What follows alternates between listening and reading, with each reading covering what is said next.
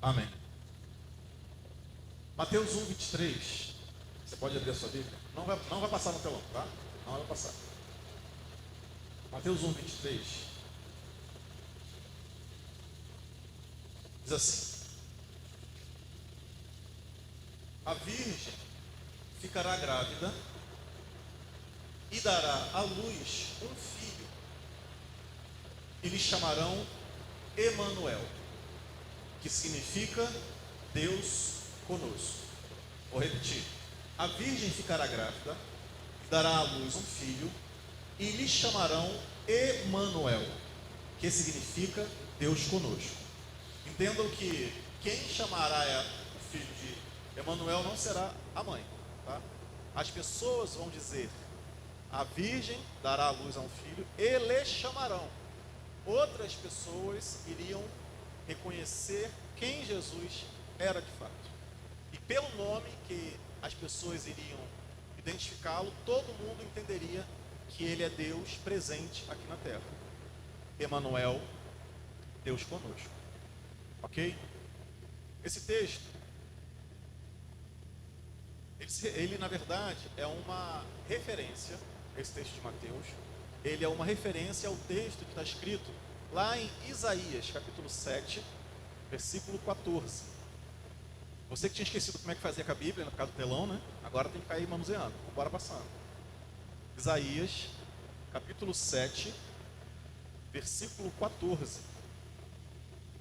Que diz assim: por isso, o Senhor mesmo lhes dará um sinal. A virgem ficará grávida e dará à luz um filho, e o chamará Emanuel. Ok? O texto de Mateus 1, 23, ele faz referência ao texto de Isaías 7, 14. Lembrando os irmãos que Mateus é um dos evangelistas, ele escreveu sobre as boas novas, que é Jesus Cristo. No Novo Testamento nós temos 4 homens que falam sobre o mesmo assunto, que é sobre a boa nova, que é sobre Jesus, que é sobre a graça, que são Mateus, Marcos, Lucas e João. São os famosos, como eu já falei, evangelistas, que falam do Evangelho. Evangelho significa boas novas. Boas novas quer dizer uma boa notícia. E qual era a boa notícia? Jesus, o Messias. Jesus, o Salvador. O libertador de fato.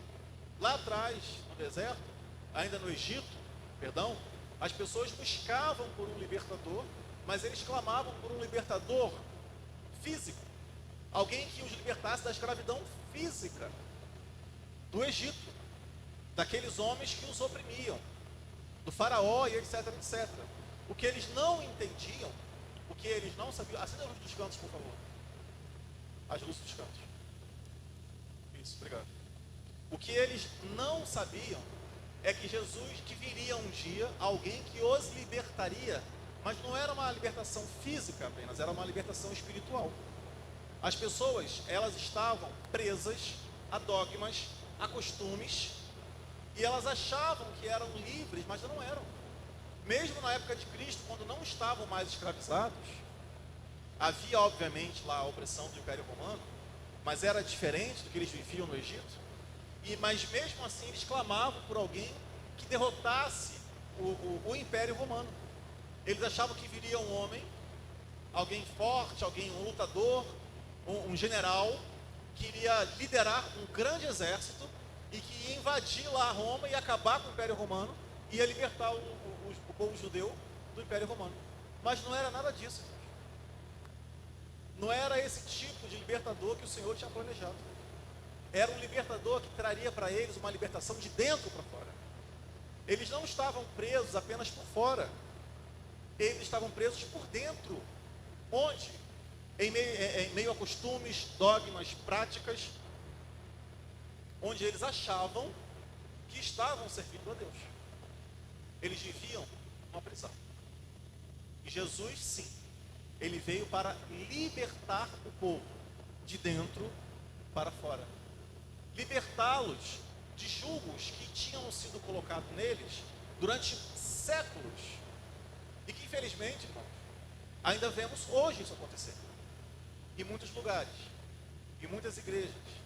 As pessoas, elas acham que vivem livres, mas elas se tornaram, e muitas vezes, escravas, seguidoras de um homem, de uma mulher, de um líder, de uma determinada denominação. Porque elas não pensam por elas próprias. Elas fazem o que alguém diz para fazer. Tudo que nós pregamos aqui, estou falando agora especificamente dessa igreja, você é instruído, é ensinado a buscar a confirmação na palavra de Deus. Você não tem que acreditar em tudo o que nós falamos. Se você tem alguma dúvida, existe um lugar onde você pode tirar essa dúvida. Agora, o que existe em alguns lugares, infelizmente, é que não há o ensino do estudo da palavra. Então a pessoa, ela não se torna livre de fato. Ela acha que foi liberta do mundo, e foi, isso eu creio com certeza, mas ela fica presa a homens, dentro de instituições. Jesus não fundou uma igreja, irmãos. Jesus, ele criou um estilo de vida livre. Livre. Livre onde? Aqui dentro. Eu sei como posso servir a Deus. Mas ele não era contra a igreja, tá?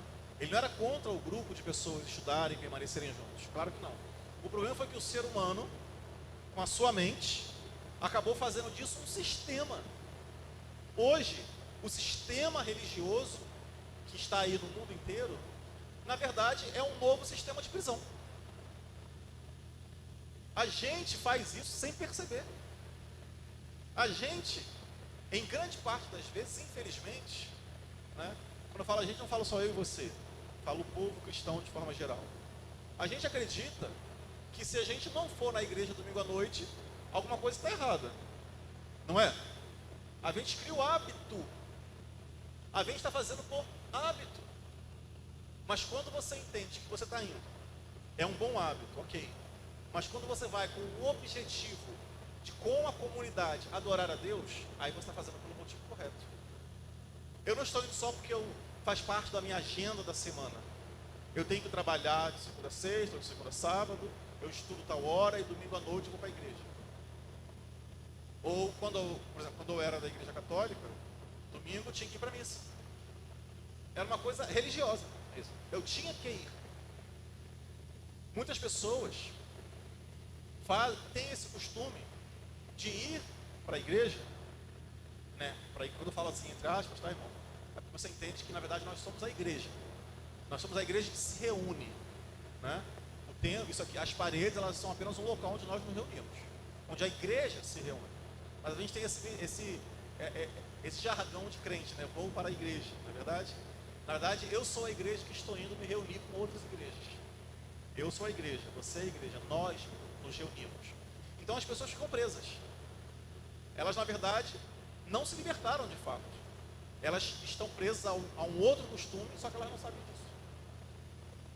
Mas nós precisamos entender que nós viemos aqui, independente de estar na minha agenda, independente de ser um hábito, eu vim para adorar ao Senhor. Eu vim para adorar a Deus. Eu vim para dedicar parte do meu dia exclusivamente para Ele, para o Senhor. É por isso que nós temos que nos reunir, irmãos.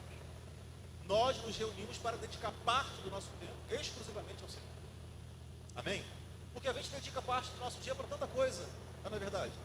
A gente dedica 8, 9, 10 horas, 12 horas por dia, às vezes, para trabalhar só.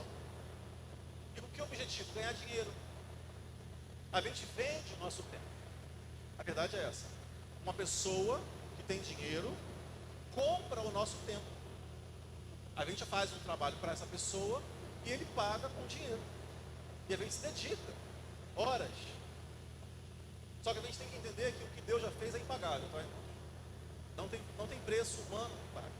Então o que nós podemos fazer é agradecer a Ele. Quando nós paramos parte do nosso dia, nos reunimos, nos congregamos juntos, tem que ser com o objetivo de adorar ao Senhor e dizer muito obrigado. Porque como cantamos aqui há pouco, para onde iremos nós? Para onde vamos fugir? Não é? E quando estamos no aperto, fala a verdade. É o momento que a gente mais lembra de Deus, não é? Do Senhor. É verdade, irmãos. Mas a gente leu aqui que o povo estava escravizado, mas que uma virgem daria luz e o filho dela seria chamado de Emanuel, que quer dizer Deus conosco. Deus em nós, Deus com a gente. Pastor, mas e a margarina? Está todo mundo curioso, né? Jesus e a margarina. O que tem a ver? Você sabia, irmãos, que o papel de Jesus, quando ele veio, tinha um grande objetivo.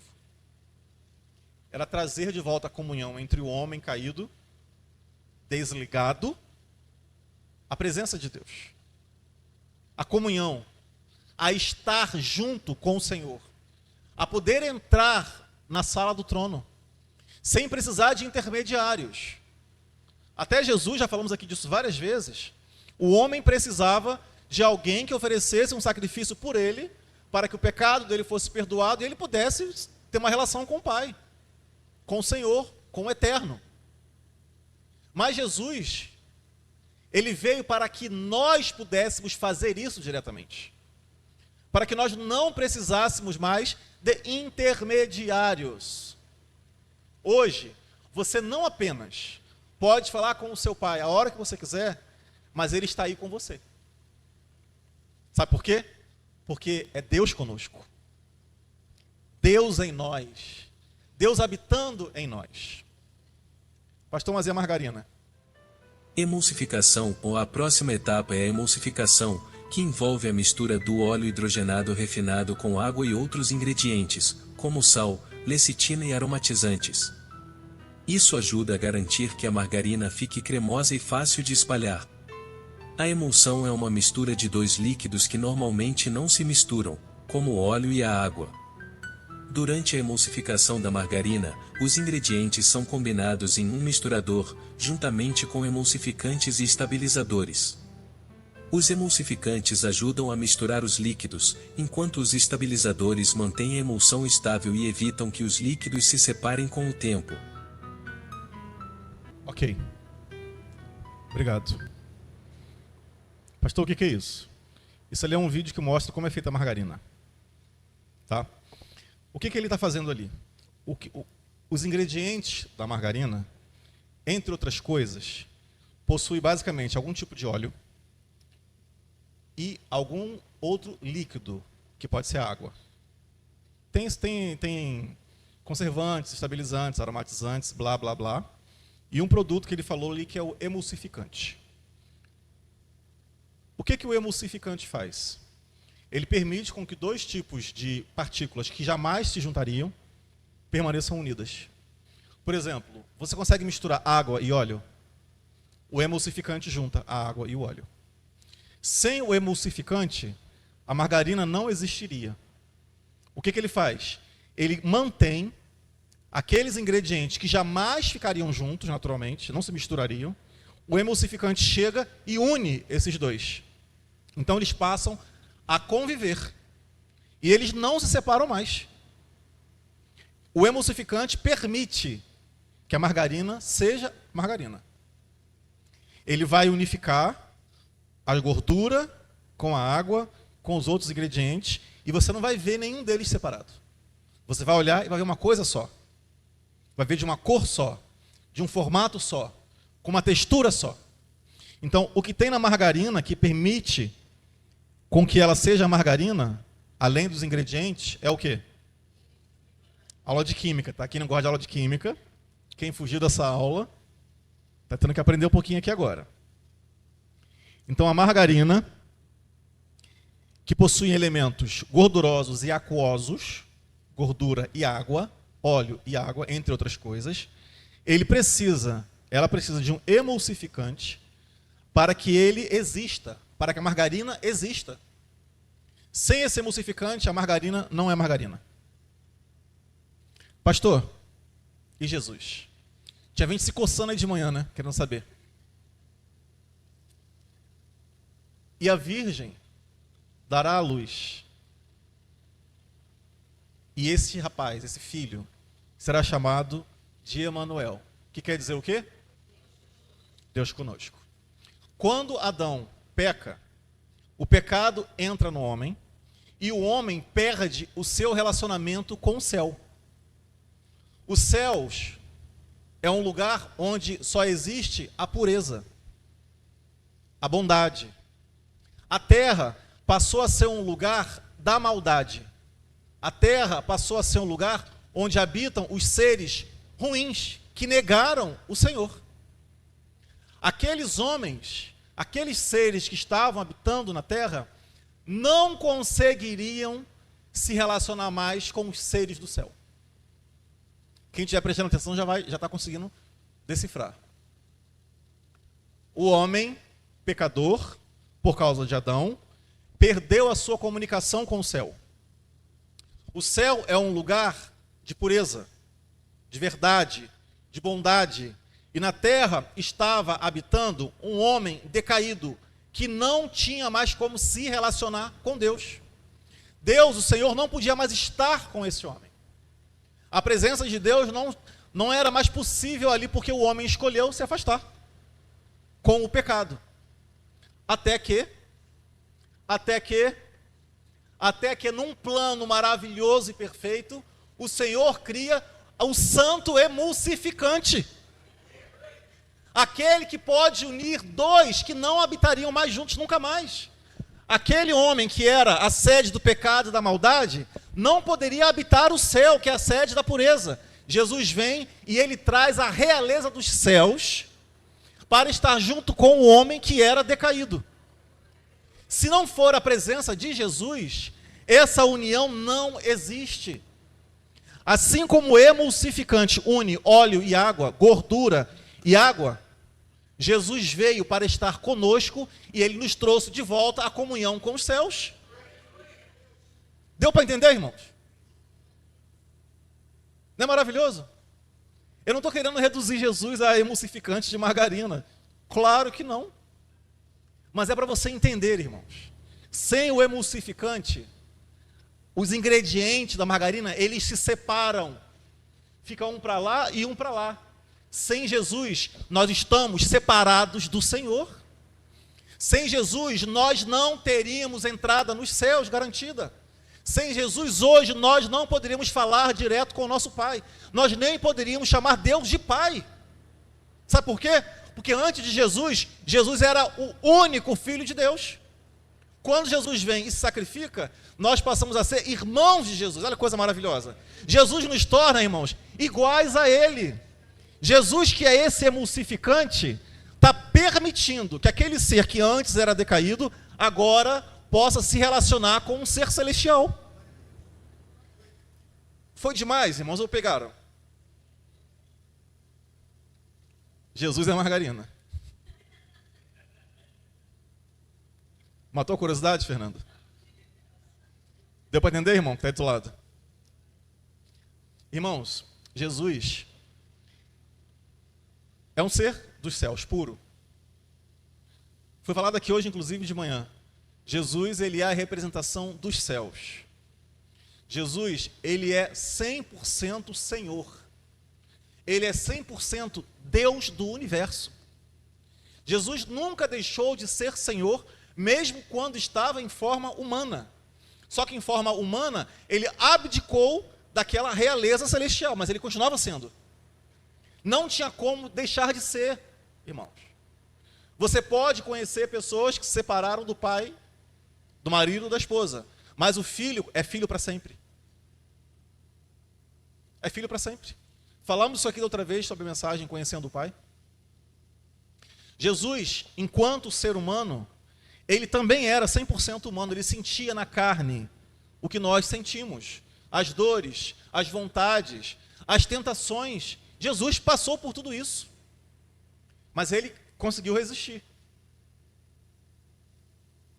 Jesus, Emanuel, é Deus conosco. Sabe por quê? Porque se não fosse ele conosco, nós não estaríamos religados de volta com o céu. É por isso que hoje nós podemos falar que a nossa nação é celestial. A nossa verdadeira nação é os céus. Jesus, ele trouxe a presença do céu até a terra. Jesus trouxe a bondade do céu para a terra. Você vai verificar ali em João 14, a gente não vai ler não para ganhar tempo. João 14, do versículo 9 ao versículo 11, o texto vai dizer: quem vê a mim, vê ao Pai. Jesus era a expressão, a personificação do Senhor, do Deus Supremo. Como é que eu vou conhecer a Deus? Conheça Jesus. Como é que eu vou conhecer o Eterno? Através de Jesus. Jesus falou: ninguém vem ao Pai senão por mim. Jesus não disse ninguém vai ao Pai. Ele disse ninguém vem ao Pai. Porque Jesus e o Pai, eles são um. Assim como quando você abre a sua embalagem de margarina e você consegue ver uma coisa só, você não vê ali a gordura, a água, o corante, o saborizante. Você vê uma coisa única. Hoje, com Jesus, você olha para Jesus e você vê Jesus e o Pai. Hoje, quando o Senhor olha para você, ele vê a presença de Jesus. Ele não olha mais pelas coisas ruins que estavam ali. A margarina não é lá muito saudável. Todo mundo sabe disso. É ou não é? Existem algumas coisas ali na margarina que não fazem bem para a saúde. Mas você se alimenta disso. Você olha e você vê que é uma coisa só. Mesmo você possuindo falhas e erros, é por causa de Jesus em você que o Senhor olha e só enxerga uma pessoa, Jesus em você. Irmão, se ele for ficar olhando só para as nossas falhas, para os nossos erros, a gente estaria frito. Imagine só, imagine, se hoje a nossa entrada no céu dependesse do nosso desempenho, irmãos. Só quem nunca errou vai para o céu. Quem aqui pode dizer, eu posso ir para o céu agora? Quem aqui pode levantar a mão e confirmar? Eu tenho condições. Eu acho que ninguém, né? É por isso que veio Jesus, irmãos. Jesus, ele veio habitar em nós. Ele trouxe a presença do céu para nós. A presença de Jesus em nós é Deus em nós. É Deus conosco. É Deus dentro de nós. Se eu for olhar só para a parte humana, eu vou ver que está contaminada. Eu vou ver que é impuro. Eu vou ver que não é possível estar junto. Mas Jesus, ele trouxe de volta essa ligação. Se você não sabe, o significado da palavra religião no latim é religare. A palavra religião vem desta palavra, religare. Religare é o quê? É religar o homem a Deus. Religar o homem aos céus. Religar aquele ser caído ao ser supremo. E essa ligação só foi feita por causa de Jesus. Jesus é que fez essa união entre o céu e a terra. Jesus em nós. Jesus, Deus conosco. Jesus, nosso Senhor. Jesus emulsificante. Não, não é emulsificante. Conseguiram entender, irmãos? Pegar? Então hoje, pastor Alain, eu falhei. Também falhei. E agora? E agora? Se eu for considerar só as minhas falhas, é como se eu estivesse olhando sem o emulsificante. É como se eu estivesse olhando sem aquele elemento que me permite ser um alimento. Nós, mesmo tendo falhas, nós, mesmo errando, nós temos que ser fonte de alimento para o mundo, irmãos. Nós temos que ser uma fonte de alimento que, apesar das coisas que nós fazemos de errado, que é aquilo que não é bom, existe algo aqui que nos permite alimentar as outras pessoas. Por isso que você não tem que considerar as suas falhas. Ah, pastor, então eu vou esquecer tudo que eu fiz de errado. Sim. Exatamente isso. Porque se você for ficar lembrando de tudo que você fez de errado, você não vai progredir. Você não vai avançar. Porque ao Senhor aprouve dizer o seguinte: de agora em diante, a partir desse momento que eu estou com vocês, a partir desse momento que eu estou em vocês, Deus conosco, Deus em nós, Deus Emanuel, Eu agora não quero mais olhar para o que você fez de errado. Eu vou olhar só por aquilo que Jesus fez de certo em você. É isso, gente. É isso. Quando nós ficamos olhando só o lado errado, a gente trava a nossa vida. A gente começa a achar que a gente não é capaz. Quem aqui não teve um problema no trabalho? Quem aqui não falou alguma coisa que não deveria e se arrependeu?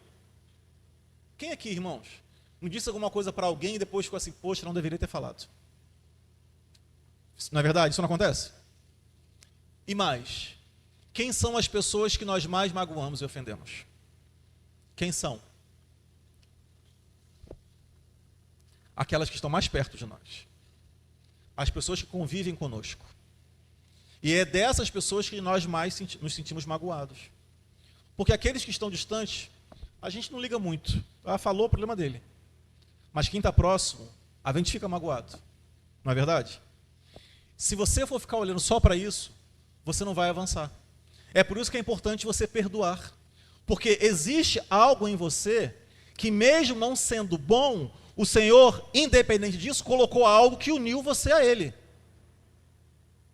Ele inseriu algo em você que permitiu que você fosse fonte de alimento. Apesar das mazelas, apesar dos ingredientes ruins que possam ter aqui dentro, você não deixou de ser alimento para as pessoas.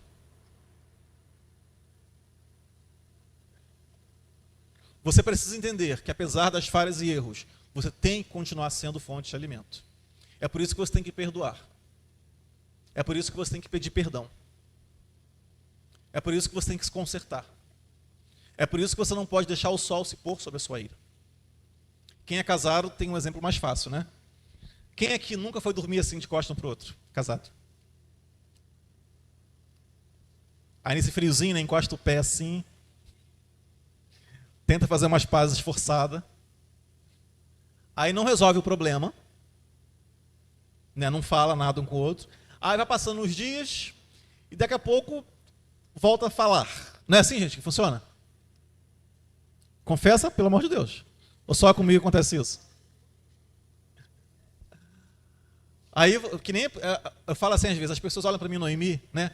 Ai, que casal maravilhoso, perfeito. Eu falo assim, Noemi, o que eles estão vendo, hein? Tem alguma coisa que a gente não está vendo em nós mesmo. Irmãos, a gente tem problema. Mas existe um emulsificante em nós. Porque se fosse só depender de mim e dela, dificilmente estaríamos juntos. É por isso que o mundo não permanece junto, irmãos. Porque quando surgem os problemas, eles não querem conviver mais. Porque só vê o problema. O que a gente não entende é que se o Senhor fosse olhar só para os nossos problemas, Ele não estaria em nós. Nós não poderíamos chamá-lo de Emanuel, Deus conosco. Nós não estaríamos aptos, irmãos. Mas Ele, por amor a nós, Ele escolheu, apesar de tudo aquilo que nos torna, às vezes, um alimento não muito saudável, Ele falou, mas é aqui que eu quero habitar. É aqui que eu quero estar. Eu quero transformar isso que é ruim em um alimento. Apesar de ter alguns ingredientes que não fazem bem, mas eu estou lá. Eu estou lá. Sabe por quê, irmãos? Você não pode nunca ficar achando que você é manteiga, você é margarina. Você é margarina. A manteiga, ela é um produto mais nobre. A manteiga é feita com quase tudo que está ali, você pode comer tranquilamente, quase tudo. A manteiga, a pura de verdade, não é essa industrializada. Quem é que pode dizer, eu sou puro 100%? Eu não falho. Eu não erro. Eu posso perguntar isso para sua esposa? Posso perguntar para o seu marido? Se você é isso tudo mesmo? Posso perguntar para sua mãe? Para o seu pai? Como é você lá dentro? Será que nunca, em momento algum, ele vai ter nada assim para reclamar de você? Se não teve, acredite, em algum momento vai acontecer. Sabe por quê, irmãos? Nós somos... Ficou estranho isso, né? Eu sou uma margarina. Porque quem se acha manteiga, irmãos, começa a se sentir muito superior aos outros que são margarina. Quem se acha que está tudo bem, que não erra nunca, que não falha nunca, que é 100% correto, vai começar a olhar para os outros e só vai enxergar o que tem de ruim na margarina. Eu conheço gente que fala assim, eu não como margarina. Deus me livre. Não sei o que. Aí passou a vida inteira comendo margarina, né, desde criança. Aí descobriu agora que tem algumas coisas ali que não fazem bem e acha que vai morrer. Né? Nunca mais, eu não toco nisso. Já vi gente falando assim, tá, irmão? Quando dentro do possível, eu compro manteiga. Mas quando não tem, eu faço o quê? Com margarina, gente. Não vou dar nomes aqui, né? Mas cada um tem a sua. E vamos embora. Eu cresci comendo margarina com pão. Eu me lembro que eu falei com a Noemi sabe disso. Já ela nunca viveu isso, graças a Deus.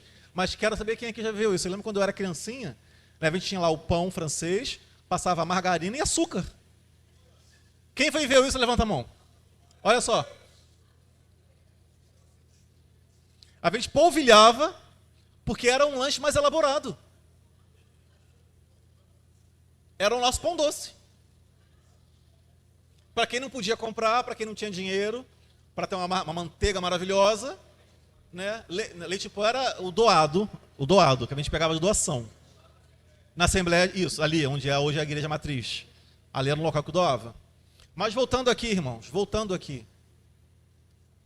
Eu preciso me preocupar, obviamente, que a minha saúde eu tenho que me alimentar do melhor que eu puder, claro. Mas quem disse que eu não tenho falha? Quem disse que eu sou puro igual a manteiga? Quem disse? Aí eu vou falar de mim da Noemi de novo, né? Às vezes lá em casa a gente tem os nossos...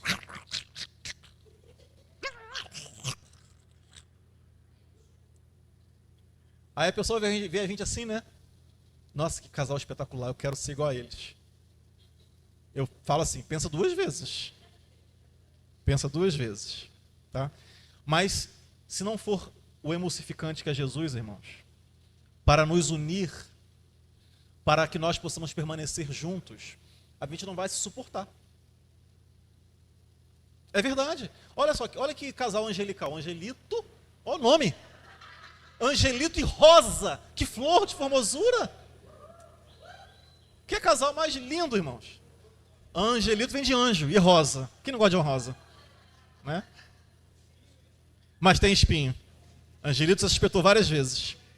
E Angelito não é tão angelical assim, tá, irmãos? Tem umas farpas. A gente se engana. Mas se a gente for olhar só para os defeitos, a gente não convive com ninguém. Se a gente for olhar só para as falhas, a gente nem se suporta, irmãos. Quem aqui já olhou no espelho e falou assim, não estou me suportando hoje, estou nojo. Não é verdade? Mas graças a Deus que veio Jesus e transformou tudo aquilo que era ruim em algo comestível. Obrigado, Jesus. Obrigado, Senhor. Obrigado porque Jesus é Deus conosco. Hoje eu posso dizer, Emanuel, Deus conosco. Emanuel, Deus vivendo em mim. Apesar das impurezas, apesar das falhas, Ele escolheu habitar em mim. E foi essa decisão que me permitiu ter acesso aos céus agora novamente. Antes eu não podia. Antes a terra e os céus estavam separados, eram óleo e água. Não se uniam, irmãos. Jesus veio e fez essa ligação de volta. Que coisa maravilhosa. Obrigado, Jesus. Muito obrigado. Olha o que fala em Hebreus 4, vou ler para vocês.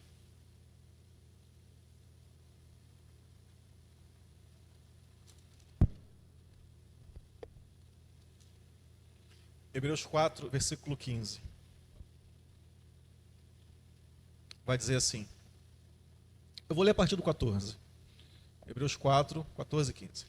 Portanto, visto que temos um grande sumo sacerdote que adentrou os céus, Jesus, o Filho de Deus, apeguemo-nos com toda a firmeza à fé que professamos, pois não temos um sumo sacerdote que não possa compadecer-se das nossas fraquezas, mas sim alguém que, como nós, passou por todo tipo de tentação, porém sem pecado.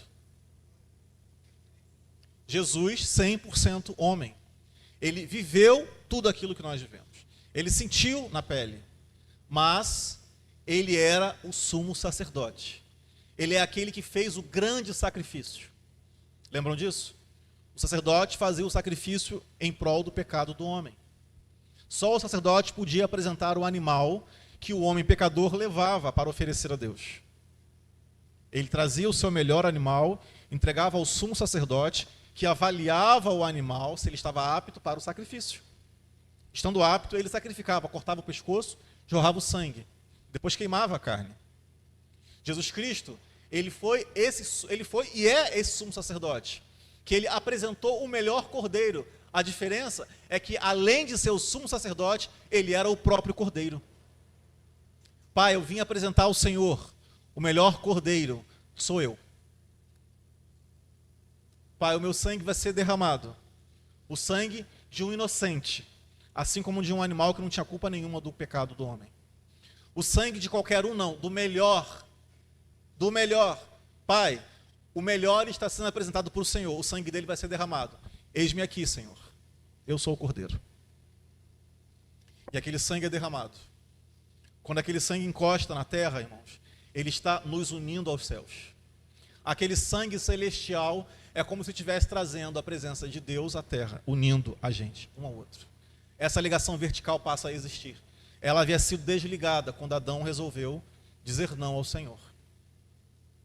O sangue de Cristo, do Cordeiro perfeito, uniu céu e terra.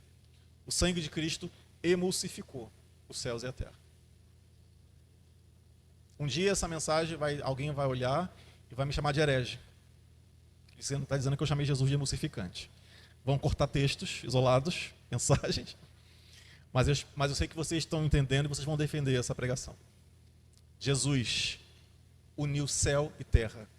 Jesus uniu dois seres que antes não podiam se misturar. Jesus trouxe de volta a comunhão a algo que havia se perdido, que não poderia mais se conectar por conta própria. Então ele veio e fez essa conexão de novo. Jesus é a conexão. Por isso que ele diz, repito, eu sou o caminho. Jesus é o caminho. Jesus nos une de volta. Jesus é Deus conosco. Jesus, Emanuel. Obrigado, Senhor. E hoje é isso, irmãos. A mensagem é essa. Acabou. Vamos louvar, vamos cantar.